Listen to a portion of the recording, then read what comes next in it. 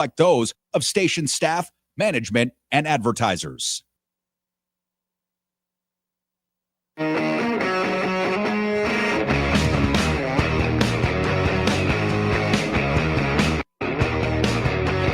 All right, what's going on, everybody? A very happy Friday and a very busy Tuesday. It has been a crazy week. It's been a crazy couple days. Welcome, everybody. PTL Nation. You could be watching and listening on the Occupy Democrats Network, on the Washington Press Network, of course, the personal YouTube page, which is at PTL Radio Show. I believe we just passed 116,000 subscribers, and we have some very special guests lined up for you today. So as you know, yesterday, one of the claims that Elon Musk made was that Donald Trump allegedly is in the Epstein files. Kash Patel was asked about that on the Joe Rogan show today, and he refused to talk about it. He talked about everything else. He'll talk about Joe Biden and Hunter Biden and the Democrats till the cows come home. But when it comes to the Epstein files and Elon Musk and Donald Trump, Kash Patel didn't touch that one. We will get to that a little bit. Jeffrey Epstein's brother, Mark Epstein, is scheduled to join us at the bottom of the hour. The reason why we want to talk to Mark is we want to get his reaction to what Elon Musk said.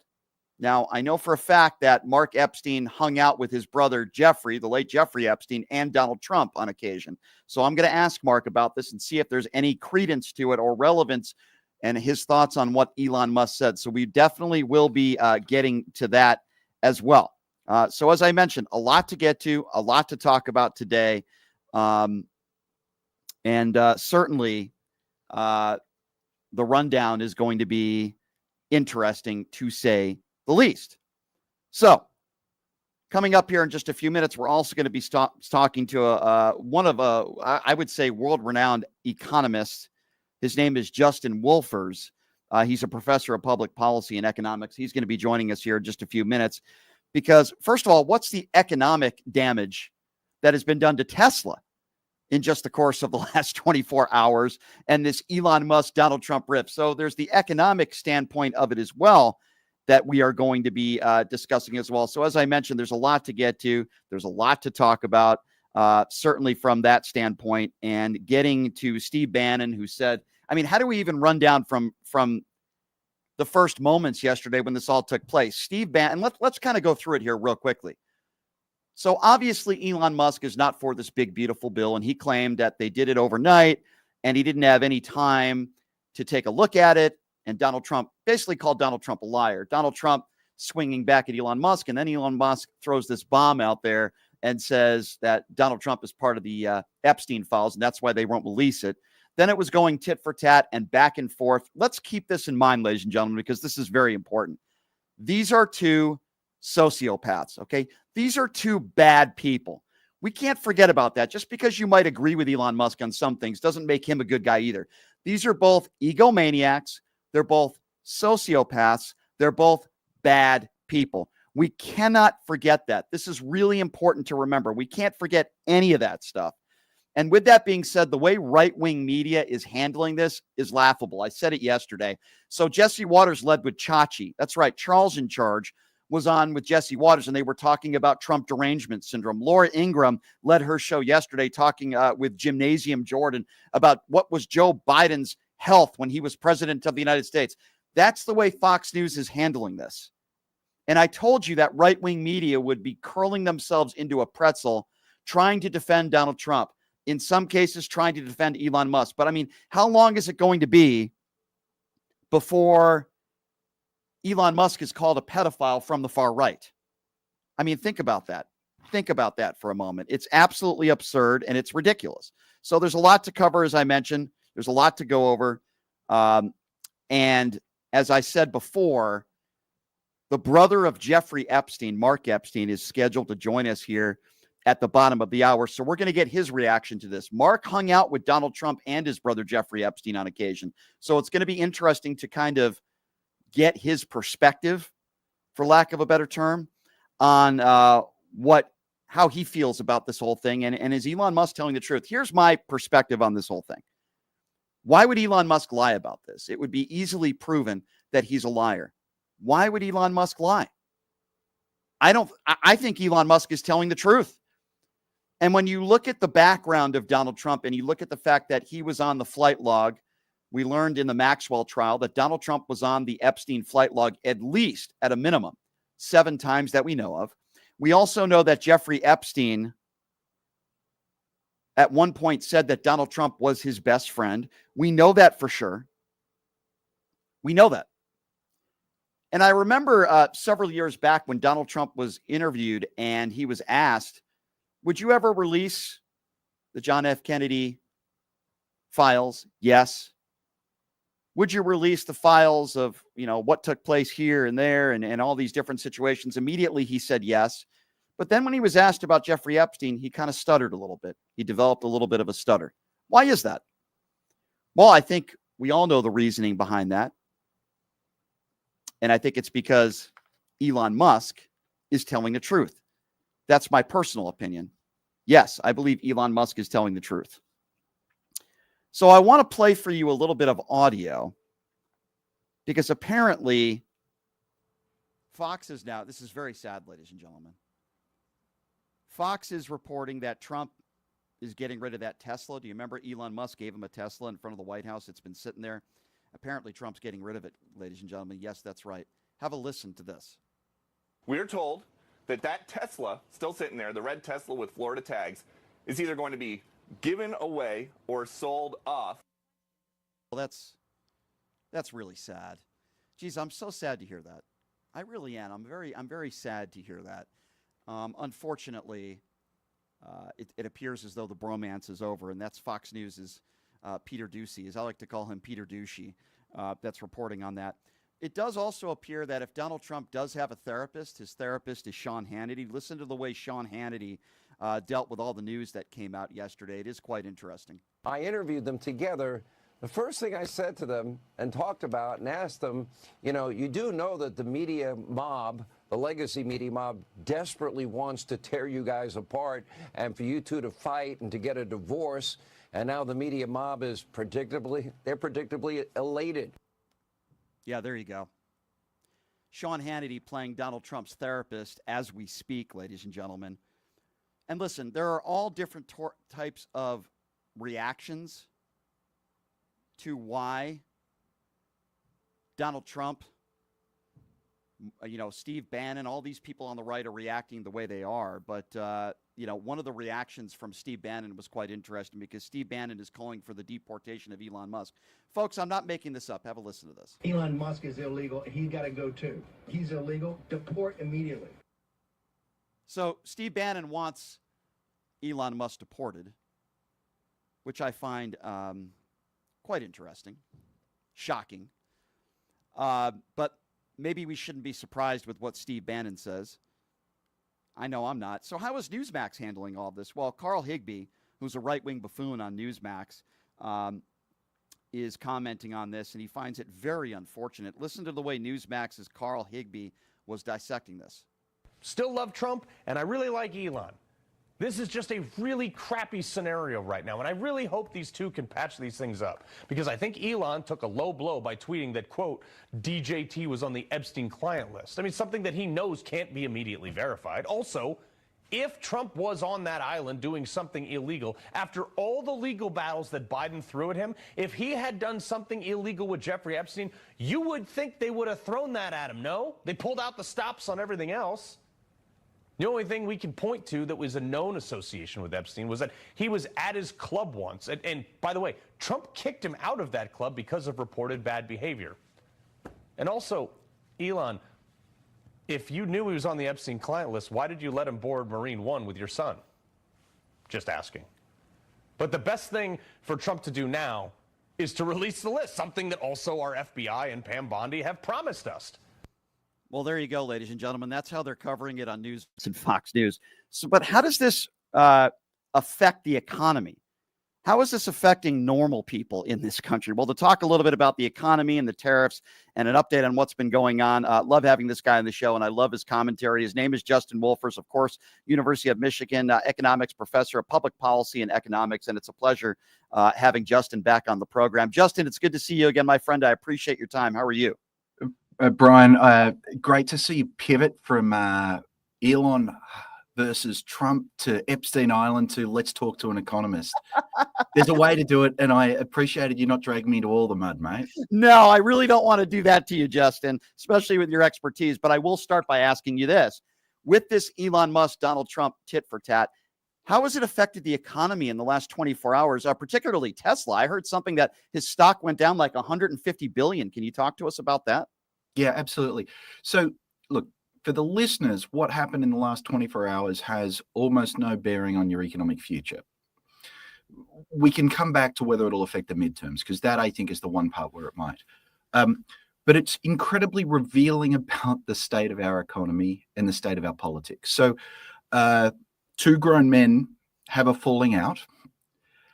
And in the ensuing few hours, Tesla's stock fell 14%, which, as you say, depending on what moment you measure, it's $150 billion. Now, the most important letter in that sentence is the letter B. I said billion. So a better way of saying it would be $150,000 million. So what that says is the value of a company just changes enormously based on its relationship with one man. That's not how market competition is meant to work.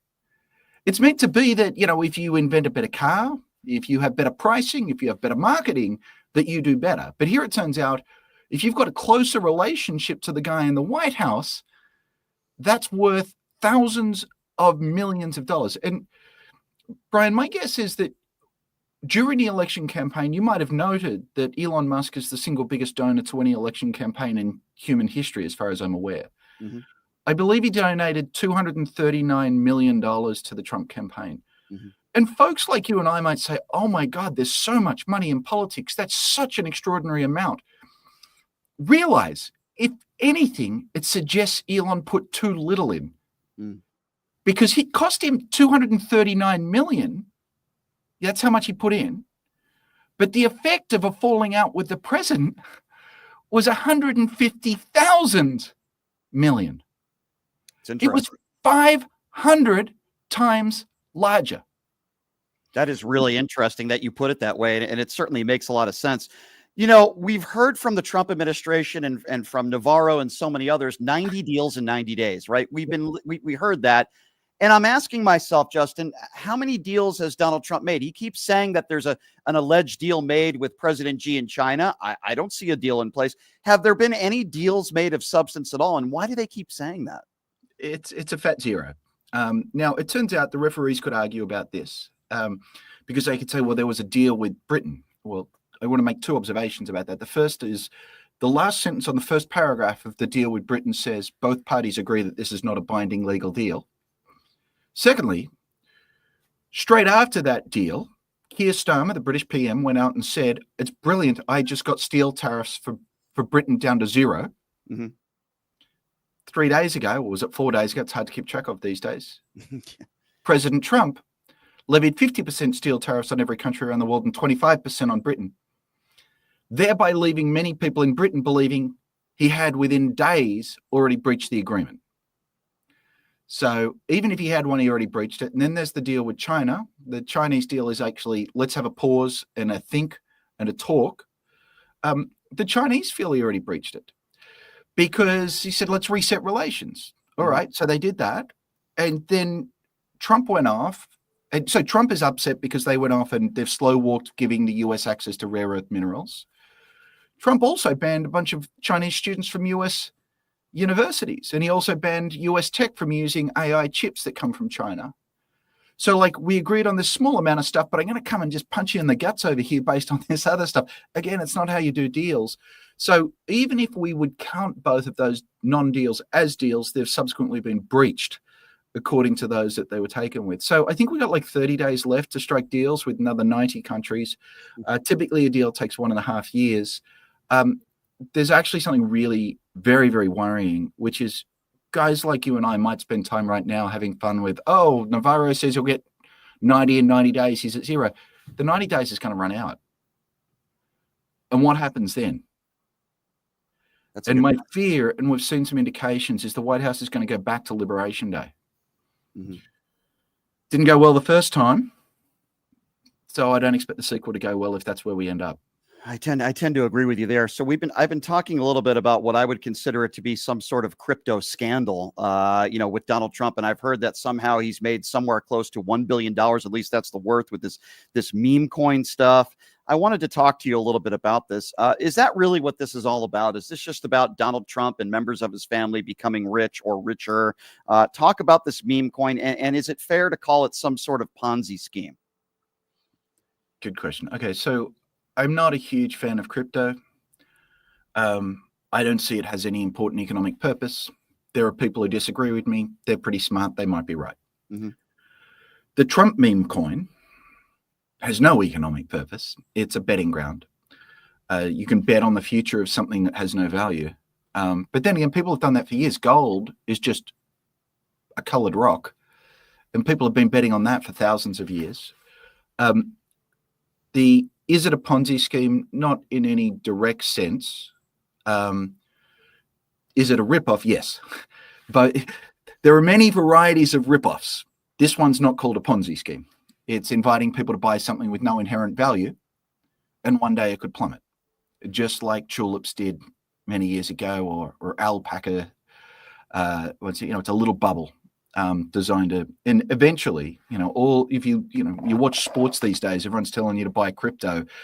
That's because the guys who got rich on crypto are trying to unload it all to working and middle-class Americans so that they get left holding the bag when this stuff goes south. So I think there's very, very serious issues there. The thing that upsets everyone is the president is using his name as president to pump up this coin. And one of the things we certainly used to think is you're not meant to get rich from being president. $1 billion still counts as rich. And at some point, it was actually many, many billions of dollars. So, the guy would sell the White House China if he could. He's selling this instead. This is more valuable. You should be at least as upset about this as you would be if he sold the White House China. Totally agree, Justin. And I guess in my final question to you, and I guess it's a big one, but you have Donald Trump and members of his administration that are bragging about the economy. Look at the low unemployment numbers. Look at how low the price of gas is. Inflation's been dropping. All they seem to be doing is gloating. This is what you do for a living, and you're so good at it. Can you please set the record straight for the American people? When you hear Donald Trump and Caroline Leavitt bragging about how great the economy is and how horrible it was 3 or 4 months ago, and look at everything that Donald Trump has done, lowering the price of everything. Set the record straight for us, Justin. Where are we at right now, and where should we give Donald Trump credit for, and where should we be criticizing Donald Trump for? Let me start with a political cheap shot at the president, which is, it's also true that 3 days ago he was saying that the Fed chair needs to cut interest rates straight away. You do that because you're worried the economy is terrible. And then today he's saying the economy is wonderful. Look, the reality is actually a little uncomfortable for folks both on the left and the right. For folks on the left, let me share that, I think the reality is he inherited a very, very strong economy. Many of the president's greatest critics sort of said the day he came to office, that's it, the economy just tanked. They were wrong. Many of us are worried in a forward-looking sense that his policy program, the uncertainty, the tariffs, Doge, this budget that they're debating, is all bad for the economy, and so bad news is coming, but it hasn't come yet. So the economy is slower, but it's a pretty good economy. And so it's okay to slow down if you're in a pretty good place. You don't have to run anywhere in a hurry. So, things are actually kind of okay right now. The fears are that they're not going to be okay in a few months' time. And so when you look at business and consumer confidence, and many of your listeners, I'm sure, are feeling this, which is immense worry about the future, that is a reality. People do feel worried. Whether that bad future is ever going to arrive, well, that's what makes being an economist so much fun. I would imagine if this bill does pass, it's probably not going to make things much better towards the future, right? That's my fear. I think, let me give you one line on it, which is this is the single largest redistribution from poor to rich ever in a single bill in the history of the United States. Wow. And that's saying something. Justin, you're a very busy man. I see you on basically every network news channel, so we'll let you go. I always appreciate you coming back and appreciate your time. You're so good at what you do, Justin. Please keep up the great work. We'd love to have you on again down the road. Thank you so much. Appreciate you too, mate. Take care. Thank you. Take care. There you go. That's Justin Wolfers, everybody. He's literally been on every national network. He's so good at what he does. Professor of Public Policy and Economics at the University of Michigan, Justin Wolfers. We appreciate his time. I think literally he was on 3 different networks yesterday: CNN, MSNBC, Fox. Really good at what he does, and we really do appreciate his time. So as we mentioned, yesterday, the big news that broke, and yes, it was big news, when Elon Musk and Donald Trump started to collide. And there were interesting cheap shots, but I think you could make the argument that the biggest one was when Elon Musk claimed that Donald Trump is in the Epstein files. So certainly that was the biggest revelation. Now, do I know if that's true or not? No, I don't. I don't know if that's true. But what I can tell you is that it raised a lot of eyebrows. It was interesting and it raised a lot of eyebrows. It was strange. So, joining us right now on the show to talk a little bit about that, and he joined us on the show last week, and he's nice enough to join us on the show right now. I really do appreciate it. The brother of the late Jeffrey Epstein, Mark Epstein, joining us on the line. Mark, I do appreciate you coming back and joining us, sir. How are you? So far, so good. How are you doing? Doing good, Mark. I really do appreciate you coming back on. I could imagine you get a lot of requests for a lot of people that want to talk to you, and I really do appreciate you coming on. Can I ask you this just to start? What was your first reaction yesterday when you heard that Elon Musk put out this tweet claiming that Donald Trump is, quote, all over the Epstein files? What was your reaction to that, Mark, being Jeffrey's brother? Well, my first question is, which Epstein files are they talking about? Are they talking about the files related to the charges against him, or are they talking about the files related to his murder? There's 2 sets of files, in a sense.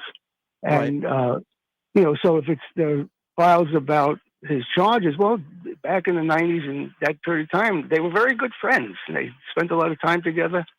Trump was in Jeffrey's office quite a lot. They used to fly in each other's planes to and from Florida. So, I mean, I wasn't there, but I know that, Jeffrey would tell me things, and they were good friends back then. Those files. So I don't know what's going to be in those files. I mean, we also have seen the photographs of them together in different settings. But then there's the file of the murder. Okay. Right. I mean, the Justice Department report is filled with inaccuracies, and it's obviously a cover-up. So was Trump involved with that? A lot of people think that, and they tell me they think that Trump had Jeffrey killed to shut him up, because I do know Jeffrey had dirt on Trump. I don't know what he knew, but he told me he had dirt on Trump. So your brother, to have the Justice Department cover it up, who else can do something like that? What can you tell us about that? So you're saying, Mark, that you've had conversations with your late brother, Jeffrey Epstein, and Jeffrey Epstein told you that he, quote, had dirt on Donald Trump. What can you tell us about that? Well, I've already said in the past that in the 2016 election, Jeffrey said that if he said what he knew about both candidates, they'd have to cancel the election. Wow. Do you believe that was illegal activity that he had? I don't know what it was, but it was enough that Jeffrey thought they'd have to cancel the election. He said, I don't know what the information was, but Jeffrey wouldn't say something like that to me unless he had information that would be damaging. So, Mark, do you believe that information that your brother Jeffrey told you that he had on Donald Trump could be the reason why your brother is not alive today? Yes, I believe that. Wow.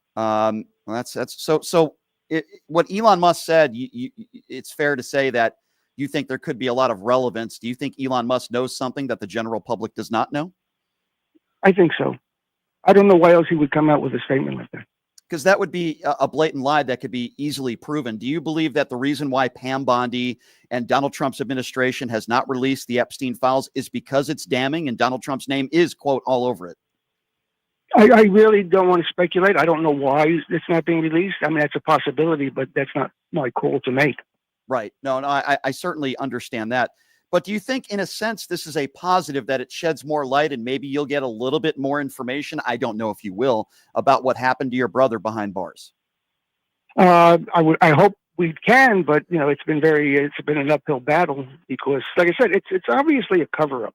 Because if you took the time to read the Justice Department report that came out 4 years after the death, there's a lot of things in there that's just bullshit. Like it says, they notified me after the death.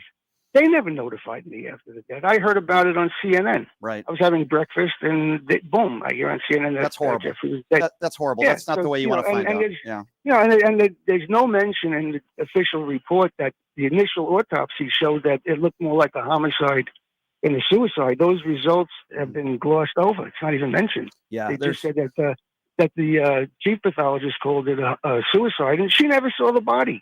Right. Yeah, there's a lot of shenanigans going on there and a lot of people withholding a lot of information. If you're just joining us, his name is Mark Epstein. He is the brother of the late Jeffrey Epstein, joining us right now on the line. So, Mark, I'm sure you've been asked this question before. You know, you hear about the term Epstein Island. Do you believe Donald Trump was ever on Epstein Island with your brother? I have no idea. I really don't know. Have you ever been in the same room and hung out with Donald Trump and your brother Jeffrey Epstein? And if you did, what was that like? That had to be kind of interesting. What was that like? The only time the three of us were together was back in 1999, and I flew up from Florida with Jeff, and Donald was on the plane with us. That's the only time. And then it was just like a funny thing. I mean, Donald was a funny guy. Jeffrey always said he was funny. And, we were talking just, that's the only time we ever spent together. Why do you think that friendship kind of ended? Because from what I understand is that your brother and Trump, their relationship wasn't so great the last several years of his life. What do you know about that? Well, I know Jeffrey said he stopped hanging out with Donald when he realized Trump was a crook. That's a quote. That's what he said. Interesting. And because you hear a lot of stuff from MAGA world that Trump didn't want to hang out with your brother because of maybe the alleged shenanigans that your brother was involved with. Do you believe that to be a lie? And you're saying that it was your brother that actually did not want to hang out with Donald Trump. Well, I told you what I know. I told you the last time. I don't like to speculate. Sure. I like to stick with facts. And Jeffrey said that he stopped hanging out with Donald when he realized that he was a crook.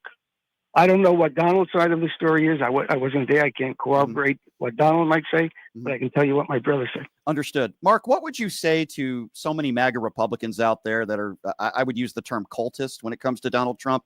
They say, nope, Donald Trump did no wrong. He had nothing to do with your brother's death. He wasn't hanging out with your brother at all. They weren't really friends. And this is all nonsense. Elon Musk is a liar. I'm curious, Mark, what would you say to those people? I really wouldn't say anything to him because, people who, they always say people are entitled to their own opinion, but not their own facts. Mm-hmm. Yeah, and people who work on their own facts, they're impossible to convince. So it's a waste of time to try to convince them because, I could tell them to read the Justice Department report, look at the discrepancies in it, but they're not going to. Mm-hmm. So it's sort of like, you can't convince them that they're wrong or that they have their opinions are not facts. Mm-hmm. So, it would be a waste of time, and that's not my job. Sure, that's not my position. Yeah. Do you think in the next 3.5 years, anyway, do you think the Epstein files will ever be released? Do you think you'll ever get the answers that you're looking for, and the American people will? I have no idea. I wish we do, but I can't predict. Yeah. Well, Mark, listen, I appreciate your time. I'm sorry with what you've had to go through in your family. You deserve the answers, and I do appreciate you coming on and joining us. And we'll see how this thing plays out. But I was surprised, as I'm sure you were, when you saw that Elon Musk tweeted this out about Donald Trump. Right? I mean, I certainly didn't see this coming. I don't think you did either. Right? No, I didn't. It was a surprise. I was busy all day yesterday. I found out about it when a number of journalists called me to get my reaction to it, and I didn't know what they were talking about at first. How many? They're acting like children. No, right. let me fix that because there's a lot of wonderful children out there that anybody would be proud to be parents of. They're acting like spoiled brat kids. The kind of kids that get sent away to military schools to get some discipline in them. Yeah. No, I understand that. This is some crazy times that we are living in. I hope you get the answers that you deserve, Mark. And I do appreciate you coming back on the show and being honest with us. It means a lot. And I can imagine you have a lot of people that want to talk to you. So I really do appreciate you coming on, Mark. And I wish you the best, my friend. Thank you so much for coming on. Thank you. Be well. Appreciate it. All right, there you go, everybody. That's Mark Epstein, the brother of Jeffrey Epstein. You just heard it himself. Mark Epstein said that he believes that Donald Trump may have had something to do with his brother's death. He also says he has no reason not to believe Elon Musk in regards to the fact that Trump could be all over the Epstein files. I mean, you just heard it from Jeffrey Epstein's brother. Some interesting stuff in there, too, because he's claiming that his brother, Jeffrey Epstein, stopped hanging out with Donald Trump because he found out that Donald Trump was, quote, a crook. That's interesting. A quote from his brother, Jeffrey Epstein.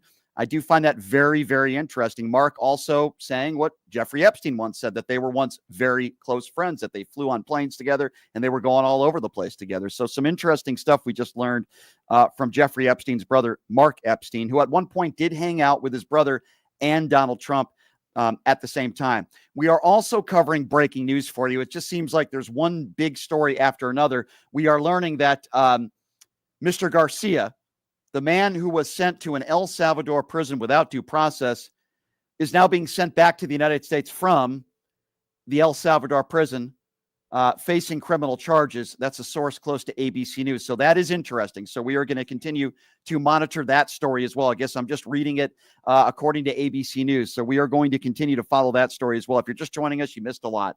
We had Professor of Public Policy and Economics, Professor Justin Wolfers, joining us, talking about the economic, I guess you could say, bullet points on what's going on right now and this Elon Musk, Donald Trump riff and how much money it's actually cost Elon Musk. We just had Mark Epstein on the line, the brother to Jeffrey Epstein, giving us his reaction to Elon Musk's tweet, claiming that Donald Trump is all over the Epstein files. It seemed like Mark Epstein believes it. He has no reason, he said, not to believe Elon Musk. So that's an interesting development as well that we are going to talk about. Very, very interesting. Two very interesting guests. And there are, I mean, Mark told me off air, there are hundreds and hundreds of journalists that have been looking to do interviews with him. He agreed to do this show, which I really appreciate that very much. Listen, Mark hasn't done anything wrong, right? He lost his brother. Was Jeffrey Epstein a bad guy who did some horrible things? Absolutely. I have nothing against Mark. Mark did absolutely nothing wrong. He's honest. He lost his brother. And Mark Epstein believes that there's a possibility that Donald Trump might have had something to do with his brother's death. And quite frankly, I don't blame him for thinking that. I think the same thing. It happened under the Trump administration. All the information has not become public. Why is Pam Bondi and Kash Patel and all these people so mum when it comes to the Epstein files? I find that very telling and very interesting. Why is Donald Trump not talking about it? Why are they not releasing the Epstein files? Oh, yeah, they'll release everything else. Why are they not releasing the Epstein files? The only conclusion that I could come up with, it doesn't hurt national security. That's a lie. The only conclusion that I could come up with that is a logical conclusion is that Elon Musk is telling the truth. And Donald Trump's name is all over these files. All over the files.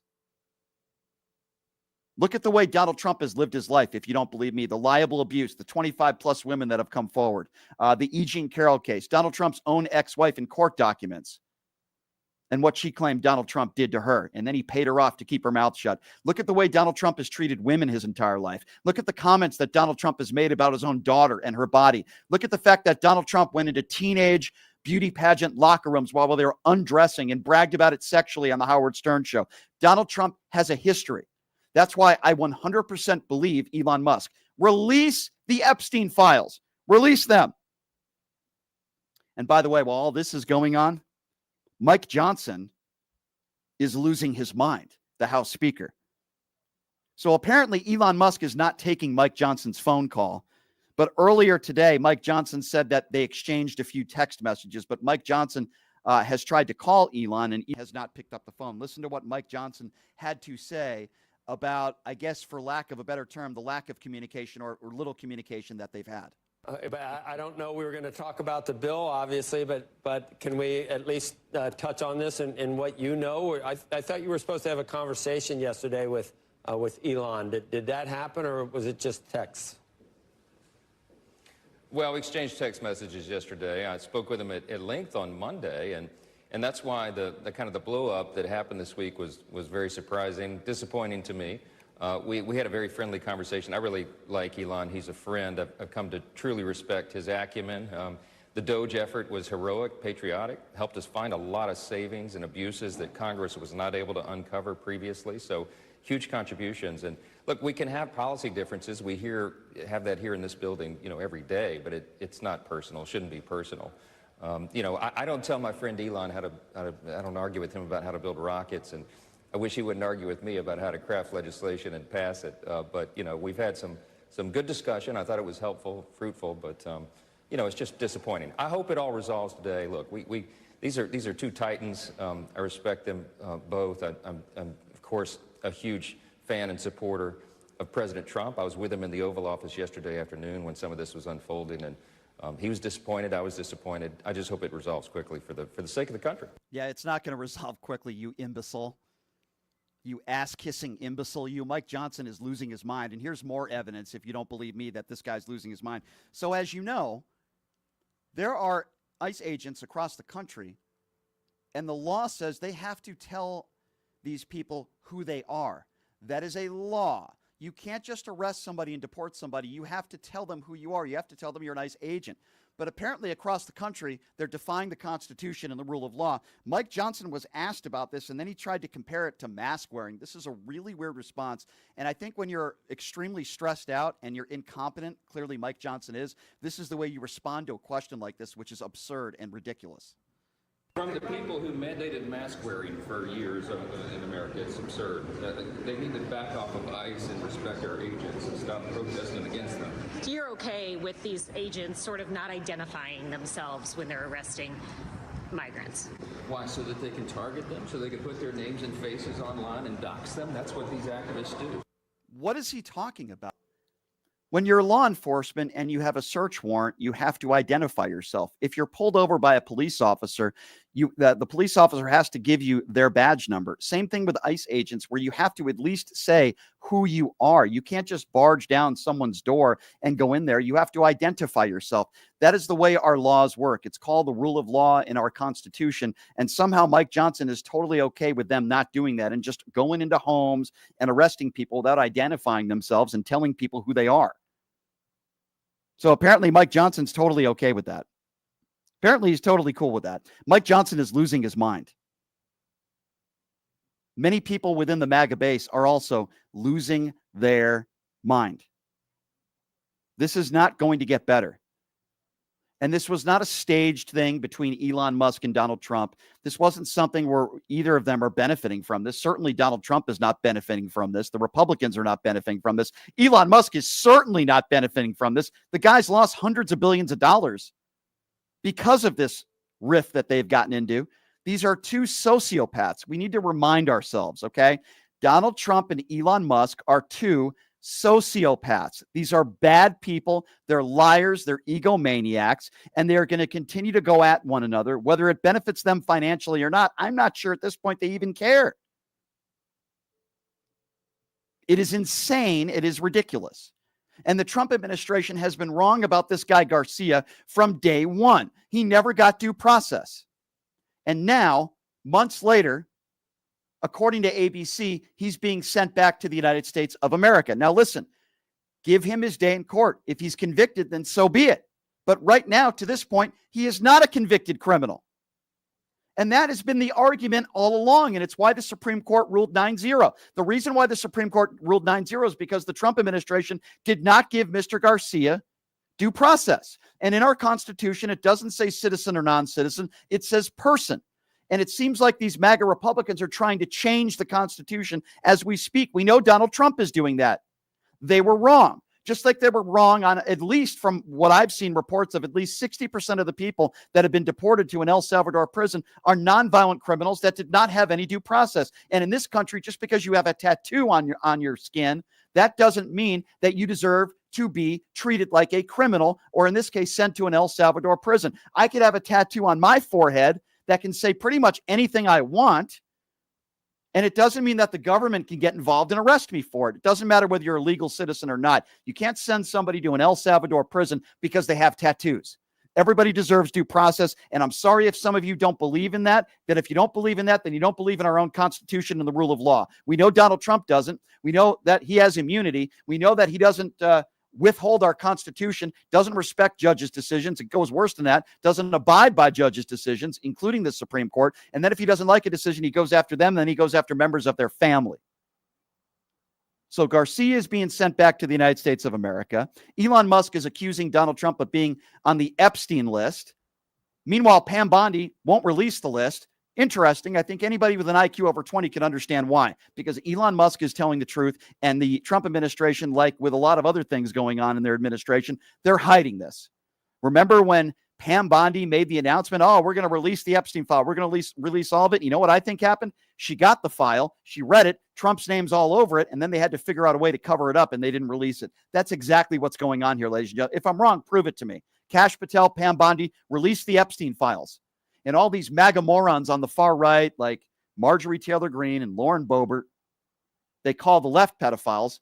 Why are they so quiet now when it comes to Donald Trump? Number to call if you want to be a part of the conversation. I'm going to open up the phone lines now. 702-221-7283.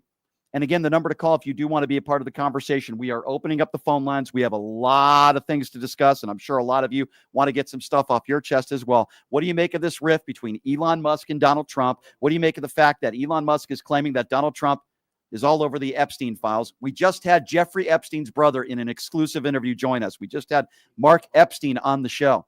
Mark Epstein said it himself that he believes Elon Musk. Mark Epstein himself said that he believes that Trump could have had something to do with his brother losing his life. We had Mark Epstein on talking about that. We had Justin Wolfers on, professor of public policy and economics, who believes a recession is very near. And now we're taking your calls on this. There are people and there are conspiracy theorists out there that are saying, well, Elon Musk and Donald Trump, this was their plan. No, it wasn't. I don't buy that for a second. This does not benefit Elon Musk. It does not benefit Donald Trump. Elon Musk has literally lost hundreds of billions of dollars in what Tesla's worth in stock. And Donald Trump certainly isn't benefiting from this. It only makes him look worse. They're trying to pass this alleged big and beautiful bill, and what Elon Musk has done certainly doesn't help their cause any. So nobody's really benefiting from this. I think the only people that are really maybe benefiting from this are the Democrats and the midterms around the corner, because it shows once again that Republicans cannot govern. Those are the people maybe that are benefiting from this. That's my personal opinion. Your calls now, 702-221-7283 is the number to call. Let's start off with Brian. Brian is first up on PTL. Brian, what's going on? Hey, how you doing, Brian? Good to talk to you again, man. Thank you. As usual, you're spot on. I have to say this because as a African American voter, not like that fool Herb. What's been going on now, what Elon Musk is going through right now, this is the same exact thing when you try to figure out, when people ask, why do black people, especially black men, voted for Donald Trump? There's only two reasons it can be. Number one, the stance on child support, changing child support laws, which is a racist trope if you ask me. And number two, if you own some type of business and you think that you're one of the good old boys that are going to get those tax breaks. There's the only two reasons. And so now this is affecting Elon. Mind you, we black people, listen, we've been boycotting Tesla. We don't mess with Elon Musk. We don't mess with him. Mm-hmm. But that, like you said the other day, that does not mean he's not telling the truth, which I believe he is. He's got the keys to the kingdom. And we've been saying this for years. You know what? And I'll add moving this stuff from California to Texas. And I'll add to what you just said. Just because you're a bad person, and clearly Elon Musk is a bad guy, doesn't mean he's always going to be wrong. And when it comes to this big, beautiful bill, I don't know what his motives are. It's probably only self-interest for him and his companies, but he's still right. I mean, it doesn't mean that he's wrong. Mm-hmm. This is a bad bill. And it's a bill that's going to put us more into debt. And I think what's most concerning to most Americans, and you tell me if you disagree, is the fact that over 10 million people are going to lose their medical benefits and Medicaid. I mean, we're talking about some of the most vulnerable people in society, those that are living paycheck to paycheck, those that don't have jobs, and they're going to lose their medical benefits. Why is it always the richest people in the world when it comes to Republicans that are getting these big tax breaks, and the most vulnerable people are always the ones that are going to suffer more? Yet when a Democrat is in office, at least it appears to me, when a Joe Biden or Barack Obama is in office, we're talking about student loan debt, we're talking about lowering taxes for middle-class America, but yet when Republicans are in office, it's always the biggest tax breaks for the top 1%. I grew up, listen, Brian, again, spot on. My household that I grew up in, my mother and father were staunchly Democrat. Mm-hmm. But somehow in the past 10 years or so, the only reason, because my mother's always been kind of a skeptic, but my father, he's just took the gravy train all the way to the right. I'm talking about listening to all their rhetoric, all of the lies, all of the BS that they be spouting out. Yeah. And I constantly be trying to open his eyes because he supports Donald Trump. Oh, and boy. the only reason why he votes Republican is because we were born and raised in church. Right. The Democrat stance on homosexuality. Like, okay, How is that affecting you? You See, need to be worrying about your pension. Yeah, I You agree. need to be That's worrying about another protecting thing. Your Medicare. Such a good point you just said, Brian. And I think that speaks, and thank you so much for the call. Great call. And it speaks volumes to where the Republican Party is out today. They care more about what sexuality you are or whether you're trans or not than they care about those that are going to be losing Medicare. That is where the Republican Party is at right now. They don't care if you lose your health care benefits, but they do care if you're a man holding another man's hand. That's exactly where the MAGA Republican Party is at right now, Brian, and I appreciate your call. 702-221-7283. Let's go to Jake. Jake is next up on PTL. What's going on, Jake? Brian, how you doing again, sir? Good. Sorry about the Celtics, by the way. That's okay. I Indiana Pacers kicked some butt yesterday. That was a nice win for them. What's on your mind today, Jake? Yeah, listen, I wanted to get it's politics, but I wanted to get off topic just a little bit. I don't know if you are aware of the New Jersey governor's race that's going on, the primary next week. Yeah, what about it? So just to give a heads up, my cousin is very, very close with the wife of one of the candidates. His name is Stephen Fulop. So he's running in the Democratic race. He's trying to run the Democratic race for the anti-establishment sort of candidates. I know everyone's going with Mikey Sherrill, but let me just say that from my experience knowing Stephen, he's a very, very, very staunch Democrat who will fight for immigrants, who will fight for improving the transit system, and he's somebody who really wants to make a difference in Trenton. All right. So, well, you know what? I will certainly look into that, my friend. And there's a lot of different races that are going to be coming up here. And please call us back and give us an update on that. I'll definitely look into that. I'm not deep dive into New Jersey politics, but I'm certainly open to certainly discussing that. And if any candidate would like to come on the show, I'm happy to talk to them, my friend. And I appreciate your call. Thank you. 702-221-7283. Let's go to Tony. Tony is next up on PTL. What's up, Tony? Hey, Brian, how's it going? Good. I got to say, first of all, this is probably the first time in 8 months I've been able to smile after watching the news. I mean, this whole feud between the two of them is just hysterical. And I just say, you know what, let the girls fight. But on a side note, I overheard, I guess they're bringing back Garcia, which is great. But I think I heard you say that. Sorry, I heard you say that they're bringing it back to face criminal charges. It sounds like you're in a. It sounds like you're in a wind tunnel, my friend. I hate to cut you off. I think you had asked about Garcia. It looks like they're sending him back to face criminal charges. But here's what I say to that: fine, let him get due process. Let him have the right to a public defender, and then we'll see where the cards fall where they may. But you cannot just deport people based on a whim if they have tattoos. That's not how this country works. It's not whether a citizen or you're a non-citizen. Every person has the right to due process, and these MAGA Republicans don't seem to understand that. You're welcome to call back, my friend. It was just really hard to hear you. Sounded like you were in a little bit of a wind tunnel. All right, let's get back to the calls at 702-221-7283, which is the number to call. Let's go to Mark. Mark is next up on PTL. Hey, Mark, what's going on? Hey, thank you again, Brian, and Sure. happy Friday. Happy Friday. Two things real quick. First thing is, in your YouTube chat, to the guy happily retired from Merrill, I exposed you, brother, a while back. You're Scott S. You changed your name. I exposed you as making $1,680 in Social Security, and he has Brian Palacio syndrome. Because every word out of his post is Brian this, Brian that. If only, You're a clown, brother. if only women could have Brian Fellatio syndrome. Sorry, that was a terrible joke. Go ahead, sir. And Danny already has his Danny in the YouTube chat already. Oh, by the way, can I make an hold on, incredible. Mark? You reminded me of something. Speaking of Fellatio syndrome, the guy joining us on Monday, his name is Brandon Tatum. He's like the male version of Candace Owens. He's the guy that I battled on the Piers Morgan show, who said I have Trump derangement syndrome. He has agreed to come on the show on Monday. So it is going to be very interesting. Yes. Now I want to make my last point to you, Brian. And this is a pet peeve, and I just don't understand why no one understands the actual rule on this. Okay, every podcast, including Carmine yesterday on your show. I know you have a lot of things to call out on them, and it may have just slipped by. But let me explain, people, and Carmine, you're a filthy liar. Immigrants undocumented or documented. If you're not a U.S. citizen, you cannot collect Medicaid. And this is a Republican talking point on every podcast all over the place. They do not collect it. They can receive emergency care if it's life-threatening at a hospital or their spouse has complications with a pregnancy. That's the only time they can get free medical care.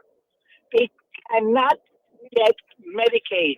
And I hope, Ryan, that any other guest that claims this, you set them straight. Absolutely, Mark. It's good to hear from you, and I hope you have a great weekend, Mark. Thank you so much. Yes, ladies and gentlemen, Brandon Tatum, as I like to call him, the male version of Candace Owens. I battled with him on the Piers Morgan show. I said he had Trump fellatio syndrome. He has agreed to come on the show on Monday. It is going to be an all-out, duke-it-out debate, I am sure. So you're not going to want to miss that. 702-221-7283 is the number to call. Speaking of which, Enrique Tarrio, the leader of the Proud Boys, was supposed to be on the show this week. He dodged me, but yet he has no problem talking crap about me on social media. I wished him luck selling his Proud Boy t-shirts. Let's go to Rebecca. Rebecca next on PTL. Hey, what's up, Rebecca? Hi, Brian. Happy Friday. I agree with you 1,000% about Elon. He definitely knows something because Trump would be having a fit and probably filing a lawsuit if he didn't. And second of all, I'm not a lawyer, but does Mr. Garcia, will he qualify for any type of bail? And will he be able to sue Border Ice Barbie and the federal government? Well, that's a really good question, and I'm not an attorney either, but here's what I will say. He's never been convicted of a crime before. So he has that on his side. This is a very high-profile case now, and the fact that he is being sent back to the United States of America is a big development. If you recall, the Trump administration, Stephen Miller, they said Mr. Garcia will never be back. You know how many times they've said that in the last several months? He'll never come back here. He'll never be back on U.S. soil. Well, guess what? They were wrong because he's now being sent back. I'm happy for the family that at least this man will have due process. Listen, if a court and a jury finds him guilty of crimes, then we will discuss that on the show. But at this point, he is innocent until proven guilty. And I think that is very important to note. Correct.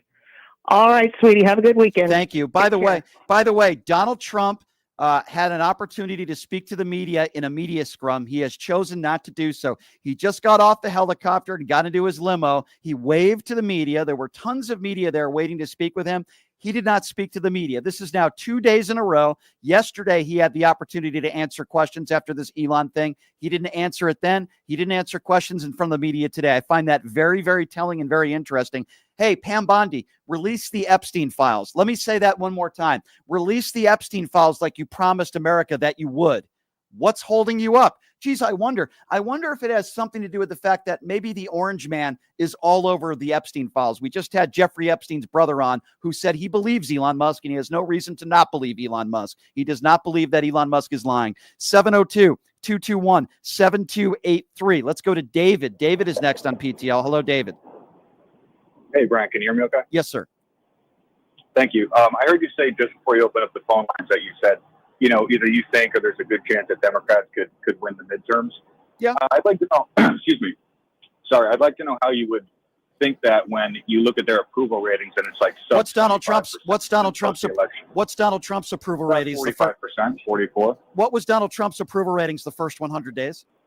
What were those? About 40 plus to 50%. No, sir. No, sir. Not even close. It was around 39%, and it was according to a Fox News poll and a CNN poll, the lowest. Okay, so 40% is not even close to 39%. I'm trying to answer your question because you just put out misinformation. You said 40 to 50%. That is not true. It was at 39%, the lowest approval numbers in 70 years. So you have to get your facts right, David. Are you going to address my question? I just told you. You're asking me, do I think the Democrats are going to have a good midterms? Yes, I do. I'll tell you. And I said, how do you figure when they're at 25% and I'm going to answer, or lower? And I'm going to answer that. But I do find it interesting that you don't know poll numbers when it comes to Donald Trump. And you said up to 50%, but yet I was up by 1%. Okay. I said 40 to 50, and it was 39. It is not 40 to 50, not even close to 50%. I don't know where you're getting that from. The last poll I saw was 44. The first 100. Okay, first of all, 44 isn't 50. I think you need to learn math. Number one, David, with respect. And number two, he had the lowest numbers the first 100 days in office in 70 years. Now, I'll answer your question when it comes to Democrats. Right now, where the country is at, okay? Right now, where we're at as a country, there are people that are very unhappy. There are a lot of people in this country that are not happy where this country is headed as far as the economy is concerned. Now, in 3.5 years from now, or you know what, in 1.5 years from now, if everything is great and inflation is way down and gas prices are way down and people are working and unemployment numbers are way down and everything is hunky-dory, then I'll be wrong and I will change my opinion on that. But right now, this presidency has been a presidency. So again, are you going to address why it's so low and how they're going to actually do a good job? Because you're dancing around it. I'm not dancing. 25% or 20%. I'm not dancing around anything. I'm answering your question directly, and you don't like the way I'm answering the question. I look right now as a whole, when you're looking at a poll, and I don't know which poll you're looking at, but whatever poll that would suggest that Democrats have a low approval rating, I would retort by saying Donald Trump has some of the lowest approval numbers in 70 years. So and Democrats' approval numbers are half of his, and his are terrible. Okay. So I don't know what world you're living in where you think Democrats are going to do, or are you going to somehow improve? You don't know.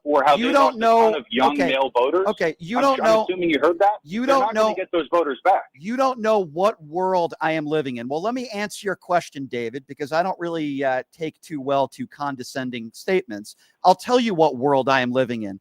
I am living in a world, and I don't know what country we are living in right now. And the reason why I say that, and you seem to be totally fine with the fact that people are not getting due process in this country. You seem to be totally. I didn't say that one. Oh, please. You voted for Donald Trump, and you never call in and you never criticize Trump for anything. Why don't you just admit the fact? Perfectly willing to criticize them, but I'd like to know why you don't talk about the other issues that are plaguing the party. What issue? You voted. Give me one issue. Let's talk about literally, I just told you the fact that they're polling at 20%. Don't care about polls right now. Give me a specific issue. Well, you should. That's not an issue. Okay. Issue? Okay. Yeah. Sure, I can give you a specific issue. Because polling isn't an issue. Give me a specific issue. Go ahead. Okay, here's a perfect issue for you. They told us for 4 years the border was secure, and then said, "Oh wait, it's actually not secure. We got to pass a bill to fix it." And then, surprise, they lose because they didn't realize that literally no Americans believe them. Okay, so let's talk about that. Let's talk about that. Which specific person said the border was secure? Was it every Democrat in office, or who said that? No, it was the black woman spokesperson. It was the black woman spokesperson. I'm sorry, I don't remember her name. No, I love the way you describe her. That's very nice. The first thing you do is talk about her race. Her name. I know you don't remember somebody's name, so let's talk about the fact that she's. Make it about race. No.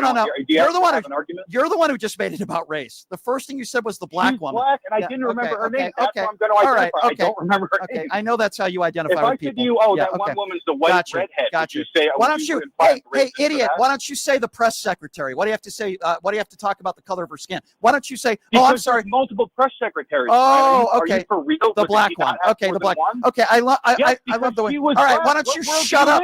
Why don't you shut up now and let me answer your stupid question, okay? Answer the question? Then if you shut up, otherwise I'm going to hang up on you. The black person. Yeah, you're not racist at all. Pod this idiot down. You're such a child. Pod this idiot down. No, you're a child. The black woman. I'll answer your stupid question. If you're a coward, you'll hang up the phone. I did not hang up on you. Now, you want to talk about polls, but yet when I bring up Donald Trump's polls, somehow you say he has an up to 50% approval rating. He has never had a 50% approval rating, and you're an idiot and you have no idea what you're talking about. Some poll where you're saying Democrats have low approval ratings, and you're trying to correlate that with, oh, well, Democrats are never going to get back into office. I want you to give me an issue. You mentioned immigration, okay? Joe Biden and Kamala Harris got together with MAGA Republicans and put a bipartisan border bill in place. The guy who you voted for, who you seem to wear the Donald Trump knee pads 24/7, the orange one, since you want to talk about color, the orange one, okay, that you support is the guy who wanted that bill to be killed. And that's exactly what took place. Now, immigration has been a problem in this country for decades and decades and decades. I am addressing. You just don't want to listen to my answer. You ignored the part where I said they told us the border was secure for years. And who's they? And who's they? The black one? Who's they? One person. Hold on a second. Pod this idiot down again. You named one person, the color of her skin. You don't even know who her name is because you're an idiot. Okay, Jean-Pierre you're talking about. You called her the black one because you're a moron. Okay, you have one person one person who made a blatant statement without any context that you're giving, claiming that the border is secure, and somehow you turn that into the entire Democrat Party, which makes you an imbecile, okay? Now, if you want to talk about immigration today, I'm happy to do that with you. But you see, you don't want to talk about the fact that people are not getting due process. So why don't you give me another issue that you have such a big issue with the Democrats, Dave? Give me another issue other than immigration, because you don't even know who the press secretary was. You name one person that makes a statement that the border is secure with no context, and somehow you take that as the entire Democrat Party, which is idiocy. So give me another example. First of all, I didn't say the entire party. I said people in the party, and it just okay. So name me somebody else. Name me somebody else. Name me somebody else besides the quote unquote black woman, because you don't even know her name. Give me somebody else that said the border's secure. The Democrat Party is filled with thousands of people. Do you want press secretary, the Jen? I don't remember her last name. She also said the same thing. The border's secure. Can I ask you a question? Can I ask you a question? Can I ask you a question? Yes. When you don't know who the other press secretary is, why don't you call her the white one? Why do you call one of them the black one? Can you please? Are you for real? Answer the question. Answer the question. Answer the question. 5 minutes ago, I'm trying to answer the question. 5 minutes ago, I said if I referred to her as the white redhead because I didn't remember her name. Oh, I see. Okay, understood. Yeah, sure. Okay, the black one. But when it comes to Jen, am I wrong? By the way, her name is Jen Psaki. By the way, when you're going to quote people, why don't you know what their name is first? It makes you sound like an idiot. Okay, you don't have an argument. Oh, yes, actually, I do. Actually, I do have an argument. The argument is the reason why. The argument is the reason why you go to immigration policies because you don't want brown people in this country, or as you would say, the black woman. That is the go-to for MAGA white imbeciles like yourself. You always go to immigration, but for whatever reason, you have no problem with people not getting due process. Let me ask you a question, sir. Do you think Donald Trump is in the Epstein files, or is that not an issue to you, huh? Is that not an issue to you? Yes, I do think he's in the Epstein files, but I'd like to see some evidence. Okay, so you keep saying I believe. Okay, so you believe he's probably in the Epstein files. Would you still vote for him over Kamala Harris? Yeah, and I can tell you why. You would vote for a child predator over Kamala Harris. Can I actually answer the question? Yeah, I can't wait. Because a ton of people on both sides are likely in those files, and if they're released, the whole house of cards is going to come down. A lot of people. Who else is in there? Maybe I missed that. Who else is in there? Did Elon Musk say anybody on the left was in there? Maybe I missed that.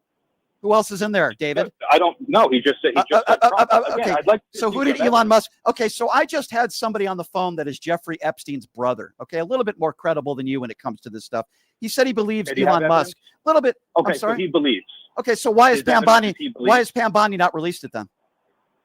Well, I literally just told you because there's probably a ton of names in there that they don't want people to see. So you think that there's a lot of Democrats in there, and Pam Bondi and Donald Trump don't want to ruin and tarnish the reputation of Democrats? Yeah, that's a very logical explanation, David. That's not David. what I said. I said a lot of names on both sides. It's interesting that you left that so part why out. do you think they would? So why do you think they would promise to release it and then they didn't do it? Why would they promise to do it? Remember when Pam Bondi? Because of what you just said before, which I agree with, is his name's likely in there, and they probably can't figure out how to. So you're okay supporting him, even though his name is likely in there and he's a child predator, most likely, but you would still vote for a child predator, allegedly, over Kamala Harris. I think that speaks volumes. Hey, have you ever, can I ask you a question? Have you ever called Kamala Harris the black lady before, like you did with Jean-Pierre? I love the fact that you're answer the question. Answer the question. When you talked about Jen Psaki, you didn't call her the white woman. I'm asking you a question. Have you ever referred to Kamala Harris as the black woman, as you did with Jean-Pierre? Because I know you want to talk about immigration. No, I remembered her name. Oh, because you remember her name. Gotcha. Well, okay. Immigration. So if you don't remember, a lady's name, you always refer to her as the black lady. Is that a fair characterization, David? If you don't remember who somebody is that happens to be black, you call them the black woman. But when it comes to a white woman, Brent, no. I really hope that you guys continue to do this. You guys, I really hope that you get deported to Gaza. I hope all of you guys get deported to Gaza. What do you think about that, David? You are an imbecile. You call into this show with your right-wing talking points. Every single time you do it, you fail to criticize Donald Trump for anything. You only want to talk about immigration. And then when you try to quote somebody, You don't even know their name, and you refer to her, Jean-Pierre, as, quote, the black woman. Do you realize, David, you sound like a racist? Do you realize you sound like an imbecile, and you are Donald Trump's base? That's exactly who you are. You always go to immigration, but yet you don't seem to have a problem with people in this country not getting due process. I'll tell you what resonates with David, okay? And I don't even know if he's still on the line or not, but I'll tell you what resonates with David. It's not make America great again. David, isn't it make America white again? Doesn't that resonate with you, David? Why don't you admit that? Make America white again is what resonates with you, isn't it? Am I still online? Can I answer? Yeah, you can answer. By the way, her name is Jean-Pierre. Just so you know, it's not the black lady. Go ahead. Thank you. I appreciate that. Well, here's my response to that: is if you want to pretend that not wanting millions of people in the country illegally somehow equates to racism, then go right ahead, because that's why the Democrats lost, and that's why they got their asses kicked. Oh, really? That's why they got their asses kicked, because you think so do you think systemic racism doesn't exist in this country? I think it exists. Oh, you do? Okay, well, let me tell you why I think one of the main reasons why I think Donald Trump won, because we have too many middle-aged white people like you that are ill-informed and uneducated that voted for Donald Trump because you didn't want to vote. Excuse me. I don't care whether you're 32 or 62. The reason why Trump won, the main reason, because we have ill-informed, uneducated white people like you who wouldn't vote for a woman. And you certainly wouldn't vote for a black woman. So that's why I think Donald Trump won, because we have too many idiots in this country like you. That's why. What do you think about that, David? What do you think about that? Oh, well, again, I'm happy you think that, because that's why that party will continue. Okay, David, it's just, I'm talking to an idiot. Every single time you call into the show, you make absolutely no sense. You only want to talk about immigration. You never criticize Donald Trump for anything. And then when you don't know somebody's name, you refer to her as the black woman. You were exposed, David. You're a racist, and good luck at your Klan rally tonight. 702-221-7283 is the number to call. Let's go to Trisha. Trisha is next up on PTL. Hi, Trisha. Hi, Trisha. I'm Trisha. Hey. I just wanted to tell you how handsome you look today with a collared T-shirt on rather than a regular T-shirt. Well, thank you. It's very rare for me. Thank you. I appreciate that. Thank you. I know, but make it more rare. All Looks right. good on you. Thank you, Trisha. I appreciate that. And before I get into having some inside information, which I told your producer there, I have met someone who's also a federal employee and someone who works for Trump. So I could tell you what they said. Yeah. All right? Yep. So, MAGAs, listen loud and clear. Someone who worked for the federal government for 30 years said Trump, as far as Dodge is going, he said he's trying to do surgery with a butter knife. That was his quote. Okay? Yeah. Which obviously has come true, right? Well, there's certainly a lot of butter that Donald Trump eats, considering his diet every day and that he's morbidly obese. But yeah, go ahead. I digress. Go ahead. Okay. And the second person who's worked for Trump for 15 years, I could read you exactly what he wrote. Yeah. I'm reading this. Yep. But he is definitely no angel. He definitely lies like a dog. That family is making money from so many sources, all with the blessing of God, of course. Well, I'll tell you something. You know, if he lies like a dog, maybe Kristi Noem will have something to say about that. I'm sorry. That was another terrible joke. Trisha, I appreciate you calling in, my dear. It's great to hear from you. I appreciate the compliments. Pam Bondi just held a press conference, and she still is. Pam Bondi and Donald Trump's administration have been adamant that Mr. Garcia would never be returned back to the United States of America. He will never see American soil ever again, was a quote by Stephen Miller. Now, all of a sudden, Garcia has landed in the United States, and now they have to try to figure out something to charge him with. Just insane. 702-221-7283 is the number to call. Let's go to Tyrone. Tyrone is next up on PTL. Hey, Tyrone, what's going on, man? Hey, good afternoon, Brian. A long time. I haven't called in a while. I've been busy. Look, I listened to that previous guy you just had on the line. I think his name was David. Yeah. And, you know, he wants to talk about, he's a one-hit wonder, immigration. Now, nobody in the Biden administration ever said that there was no problem at the border was secure. What they said was no crisis at the border. They were saying there was no crisis that the right wing was portraying at the border. Listen, I understand that. Right now. The context, he didn't give any context to what Jean-Pierre said, obviously. Right. But I knew the context of it. But I just wanted to prove how stupid he is. First of all, he didn't even know her name. Second of all, he claims that the entire Democratic Party represents one sentence, which is also completely and utterly idiotic. And third of all, if he cares about immigration and he cares about undocumented immigrants in this country, he should also care about due process in our Constitution. But notice how they never bring that up. Right. Now, I got two things I wanted to hit on real quick. One, if Trump was serious and the Republicans were serious about immigration, they would be working to pass an immigration law because they got both houses now. And they got all three parts of government. They got the executive and the Congress. There's nothing stopping them from passing whatever immigration law they want.